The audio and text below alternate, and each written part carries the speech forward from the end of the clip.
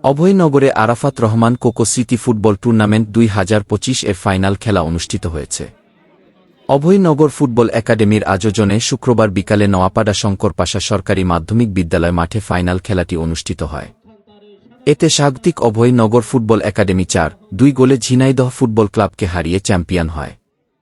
নির্ধারিত সময়ে কোনো দল গোল করতে না পারায় টুর্নামেন্ট পরিচালনা কমিটি সরাসরি টাইব্রেকারের সিদ্ধান্ত গ্রহণ করে।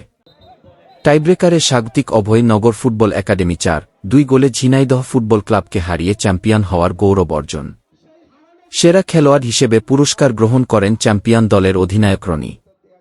ফাইনাল খেলার পুরস্কার বিতরণী অনুষ্ঠানের সভাপতিত্ব করেন অভয়নগর থানা বিএনপির সাধারণ সম্পাদক কাজী গোলাম হায়দার ডাবলু। প্রধান অতিথি ছিলেন ৮৮ যশোর ৪ আসনে বিএনপি মনোনীত ধানের শীষ প্রতীকের প্রার্থী ইঞ্জিনিয়ার টি.এস. আইয়ুব।